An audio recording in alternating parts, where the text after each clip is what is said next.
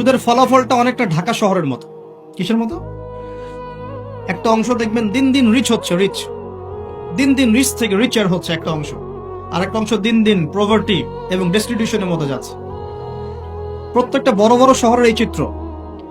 সুদের মধ্য দিয়ে সারা বিশ্বের একটা অংশের মানুষ দিন দিন ধনী হয়েছে। সবার ক্ষতি হয়নি, কিন্তু ধনীরা আরো ধনী হয়েছে, আর গরিবরা দিন দিন তাদের অর্থ সম্পদের মান হারিয়েছে, তাদের অধিকার হারিয়েছে, তাদের জীবনযাত্রার মান কমে গেছে, প্রভার্টি এবং ডেস্টিটিউশনের মধ্যে চলে গেছে দরিদ্ররা।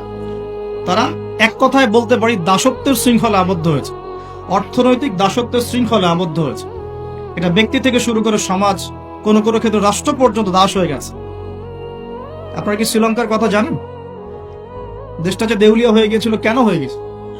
মূল কারণটা কি? দুইটা কারণ বল। কয়টা কারণ? অনেকে তিনটা চারটা কারণ বলেন। অর্থনীতিবিদ যারা আছেন, আমাদের দেশের বড় বড় অর্থনীতিবিদ যারা আছেন, তারা 4টা থেকে 5টা কারণ বলেন। আমি স্টাডি করেছি, কিন্তু আমরা ইসলামিক সেন্সে দেখি দুটো কারণ। কয়টা কারণ? 1 নাম্বার দুর্নীতি। 1 নাম্বার কি? দুর্নীতি। 2 নাম্বার হচ্ছে রিবা বা সুদ। ব্যাস, যথেষ্ট। বাকি যেগুলো অপরিকল্পিত প্রজেক্ট ইত্যাদি ইত্যাদি, এগুলো অত মেজর কারণ নয়, এগুলোকে সামাল দেওয়া যেত। মূল কারণ দুটো, একটা হচ্ছে করাপশন বা দুর্নীতি, একটা হচ্ছে রিবা বা সুদ।